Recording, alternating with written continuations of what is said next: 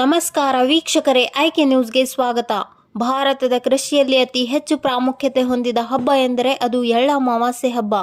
ಇಂದು ಬಸವಕಲ್ಯಾಣ ತಾಲೂಕು ಮತ್ತು ಬೀದರ್ ಜಿಲ್ಲೆಯ ಹುಲ್ಸೂರು ತಾಲೂಕಿನಲ್ಲಿ ಎಳ್ಳ ಅಮಾವಾಸ್ಯೆಯನ್ನು ಕರ್ನಾಟಕ ರಾಜ್ಯದ ಅರಣ್ಯ ಸಚಿವರಾದ ಈಶ್ವರ್ ಖಂಡ್ರೆಯವರು ಮತ್ತು ಬೀದರ್ನ ಸಂಸದರಾದ ಸಾಗರ್ ಖಂಡ್ರೆಯವರು ಮತ್ತು ಬೇಲೂರು ಗ್ರಾಮದ ಕಾಂಗ್ರೆಸ್ ಯುವ ಮುಖಂಡರಾದ ಮಹಾದೇವ್ ಮಹಾಜನ್ ಮತ್ತು ಇಡೀ ಬಸವಕಲ್ಯಾಣ ತಾಲೂಕಿನ ಹೊಲ ಗದ್ದೆಗಳಲ್ಲಿ ಎಳ್ಳ ಅಮಾವಾಸ್ಯೆಯನ್ನು ಆಚರಿಸಲಾಯಿತು. ಬಸವಕಲ್ಯಾಣ ತಾಲೂಕಿನಲ್ಲಿ ಎಳ್ಳ ಅಮಾವಾಸ್ಯೆ ಹಬ್ಬವನ್ನು ಸಾರ್ವಜನಿಕರು ಹೊಲ ಗದ್ದೆಗಳಲ್ಲಿ ಸಂಭ್ರಮದಿಂದ ಆಚರಿಸಿದರು.